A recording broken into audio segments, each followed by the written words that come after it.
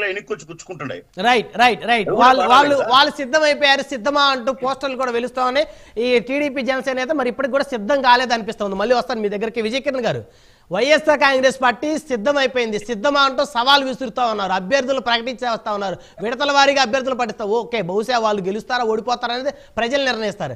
కానీ టీడీపీ జనసేన మరి ఎప్పుడు మరి రెండు మూడు రోజులు చంద్రబాబు గారు పవన్ కళ్యాణ్ గారు భేటీ ఉండొచ్చు అని చర్చ జరుగుతుంది.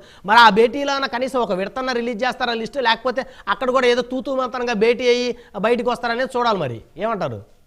బ్రహ్మనాయుడు గారు, మీరు ఈ రోజున తెలుగుదేశం పార్టీ జనసేనకి సంబంధించిన ప్రతి కార్యకర్తల మనసులో ఉన్నటువంటి ఒక ప్రశ్నని, అత్యద్భుతమైనటువంటి ప్రశ్నని ప్రజల ముందు పెట్టారు.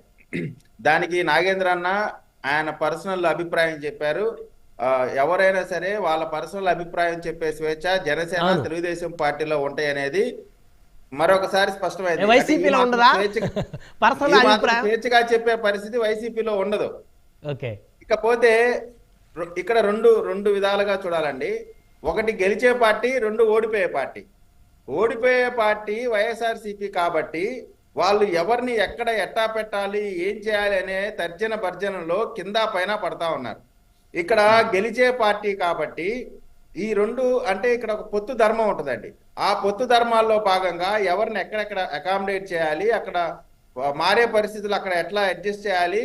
సో ఈ ఎక్సర్సైజ్ నాయకులు చంద్రబాబు నాయుడు గారేమి అమాయకులు కాదు, పవన్ కళ్యాణ్ గారేమి అమాయకులు కాదు. మీకు ఎప్పుడు డిబేట్ లో ఒక మాట చెప్తానండి, మా జనసేన పార్టీ ఒక రాజకీయ పార్టీ, వారి బలం వాళ్ళకు ఉంటది. పవన్ కళ్యాణ్ గారు జన సైనికులకి నాయకుడు, ఆంధ్రప్రదేశ్ లో బలమైన నాయకుడు.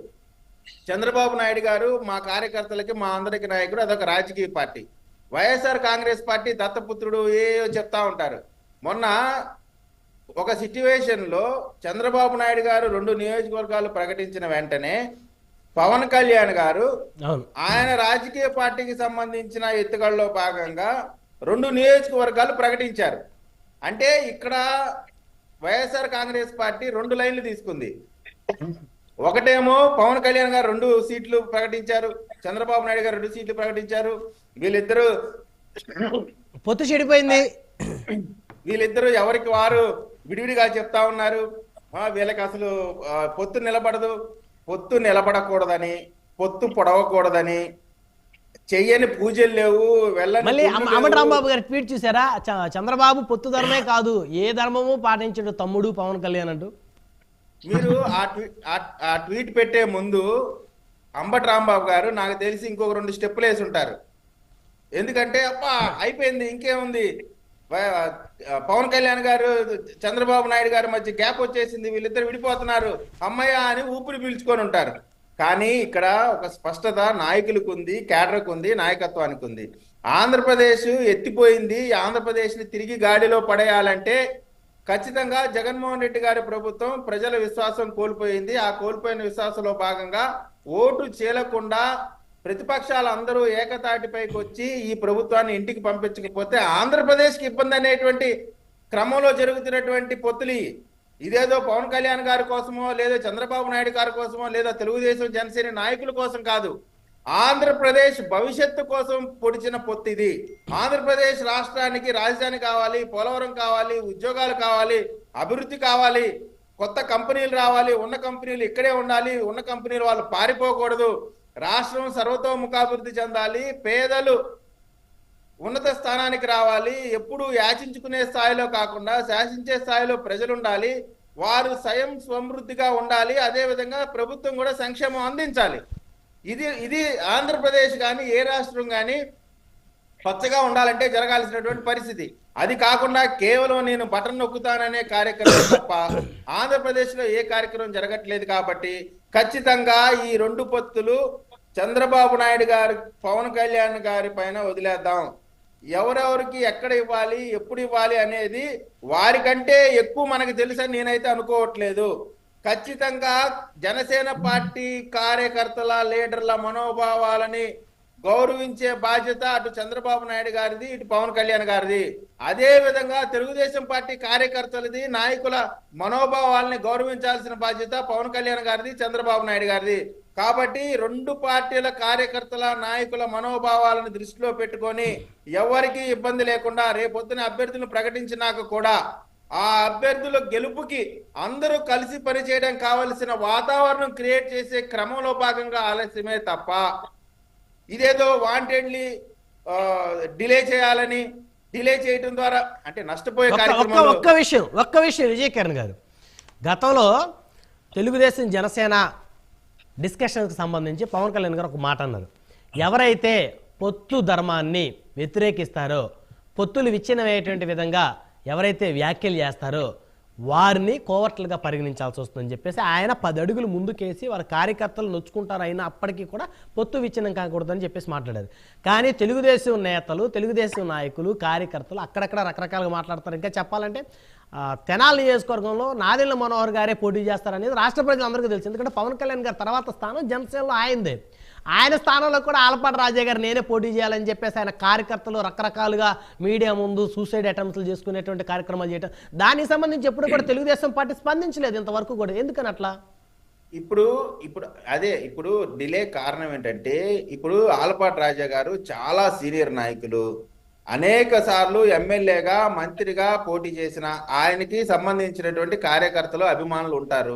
ఆయన ఖచ్చితంగా ఇక్కడే పోటీ చేయాలి, ఆయన ఇక్కడ ఎమ్మెల్యేగా ఉండాలని వాళ్ళు కోరుకోవటంలో తప్పు లేదు. అదే విధంగా ఆలపాటి రాజా గారిని ఎక్కడెక్కడ అకామిడేట్ చేయాలి, కార్యకర్తల మనోభావాలు ఏంటి, ఇవన్నీ కూడా రేపొద్దున మనోహర్ గారు పోటీ చేసిన సమయంలో కూడా ఎటువంటి డిస్టర్బెన్స్ రాకూడదు. మీరు చెప్పినట్టు పవన్ కళ్యాణ్ గారి తర్వాత నాదెళ్ల మనోహర్ గారు అత్యంత కీలకమైన నాయకుడు. అటువంటి నాయకుడు పోటీ చేసే దగ్గర ఎటువంటి డిస్టర్బెన్స్ జరగకుండా అక్కడ ఉన్నటువంటి గ్రౌండ్ క్లియరెన్స్ చేయటానికి తీసుకున్నటువంటి సమయంలో భాగమే.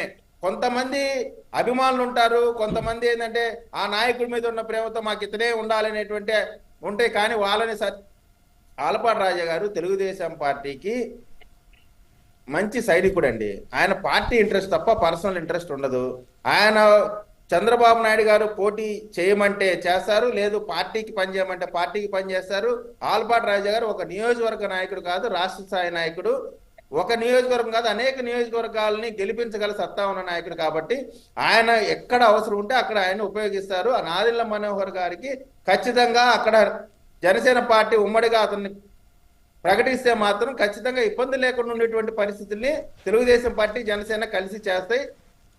కేవలం మరొకసారి ఇంకొక విషయం విజయకిరణ్ గారు, తెలుగుదేశం పార్టీ అభ్యర్థులు ప్రకటించినటువంటి అరకు కానీ మండపేట కానీ అక్కడెక్కడ జనసేన క్యాడర్ ఎక్కడ డిస్టర్బెన్స్ క్రియేట్ చేసినట్టయితే లేదు నాకు తెలిసినంత వరకు. కానీ జనసేన ప్రకటించినటువంటి రాజోలు కానీ రాజానగర్ కానీ అక్కడక్కడ తెలుగుదేశం క్యాడర్ కొంత నిరసనలు అయితే వ్యక్తం చేసింది. ఖచ్చితంగా అండి. అంటే ఇప్పుడు రాజకీయ పార్టీలు, రాజకీయ నాయకులకి గెలిచే పార్టీ కాబట్టి ఓటమి చెందే పార్టీలో ఎట్లాగో డిస్టర్బెన్స్లు ఉండవు. ఏది వైసీపీలో, ఇక్కడ తెలుగుదేశానికి సంబంధించి జనసేన ఈ కలయిక ఇక్కడ అదే పెద్ద సమస్య ఏమైపోతుంది అంటే అండి, గెలిచే పార్టీ అధికారంలో రాబోయే పార్టీలు కాబట్టి ఇక్కడ పోటీ ఎక్కువ ఉంటుంది, నిరసనలు ఎక్కువ ఉంటాయి, ఇక్కడ ప్రజాస్వామ్యం ఉంటుంది. అన్నిటికంటే ముఖ్యంగా ఆ ప్రజాస్వామ్యంలో భాగంగా ఖచ్చితంగా వారి అభిప్రాయాలు చెప్పుకోవడంలో తప్పు లేదు. నిరసన వ్యక్తం చేయడం నేరం కాదు. నిరసన వ్యక్తం చేస్తారు, వాళ్ళని పిలిచి మాట్లాడతారు, అక్కడ ఉన్నటువంటి ఇబ్బందుల్ని అడ్రస్ చేస్తారు. జగన్మోహన్ రెడ్డి గారు లాగా ఎమ్మెల్యే టికెట్ ఇవ్వలేదు, నీకు ఇంటర్వ్యూ కూడా లేదు, నువ్వు ప్యాలెస్ బయటే ధర్మదర్శనం గృహాన్ని చేసుకొని పరిగెత్తడమే అని చెప్పేటువంటి పరిస్థితి ఉండదు. ఎవరిని అభ్యర్థికి ఇవ్వకపోతే అభ్యర్థిని పిలిచి బాబు మీకు ఇగో ఇది చేయలేకపోతున్నాం, ఫ్యూచర్ లో మీకు ఇది చేస్తామని చెప్పేటువంటి ప్రజాస్వామిక వాదం ఉన్నటువంటి పార్టీ తెలుగుదేశం పార్టీ. ఖచ్చితంగా పవన్ కళ్యాణ్ గారికి, చంద్రబాబు నాయుడు గారికి ఒక స్పష్టత ఉందండి.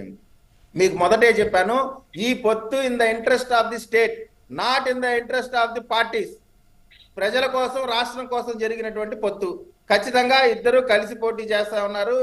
అయితే వైసీపీ మాత్రం ఎన్ని రకాల కుట్రలు పన్నాలో, ఎన్ని రకాలటువంటి ఎత్తులు జిత్తులు ఎన్ని చేయొచ్చో అన్ని చేసిద్ది ఈ పొత్తుని ఏదో విధంగా డిస్టర్బ్ చేయటం కోసం. ఎందుకంటే ఈ రెండు కలిసి వెళ్ళటం ద్వారా ఘోరమైనటువంటి పరాభవాన్ని ఎదుర్కోబోతా ఉంది వైఎస్ఆర్ కాంగ్రెస్ పార్టీ. ఎప్పుడైతే వైఎస్ఆర్ కాంగ్రెస్ పార్టీ రాష్ట్రంలో ఓడిపోబోతా ఉందో, వైఎస్ఆర్ కాంగ్రెస్ సంబంధించిన నాయకులు మొత్తం కూడా చాప చుట్టుకొని కాంగ్రెస్ పార్టీలో వైఎస్ఆర్ కాంగ్రెస్ పార్టీని విలీనం చేస్తారనేటువంటి వాస్తవం జగన్మోహన్ రెడ్డి గారికి తెలుసు.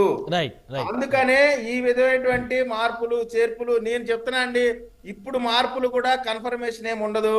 వీళ్ళని మళ్ళీ మారుస్తారు, ఇటుతంతే అటుపోతారు, అటుతంతే ఇటుపోతారు. ఖచ్చితంగా మార్పులు చేర్పులు అనేది ఎలక్షన్ నోటిఫికేషన్ వచ్చి నామినేషన్లు వేసే వరకు కూడా వైఎస్ఆర్ కాంగ్రెస్ పార్టీ అభ్యర్థుల్ని మారుస్తూనే ఉంటది. కానీ జనసేన తెలుగుదేశం పార్టీ ఒకసారి అభ్యర్థులను ప్రకటించినాక ఆ అభ్యర్థులు మాత్రమే ఎన్నికల బరిలో నిలబడతారు. వైఎస్ఆర్ సిపిలో లాగా మాకు కన్ఫ్యూజన్ లేదు, కంగారు లేదు. ఏ పొత్తుకి కొన్ని నియమ నిబంధనలు ఉన్నాయి, ఆ నియమ నిబంధనల ప్రకారం కార్యకర్తల మనోభావాలను దృష్టిలో పెట్టుకొని నిర్ణయాలు జరుగుతాయి. రైట్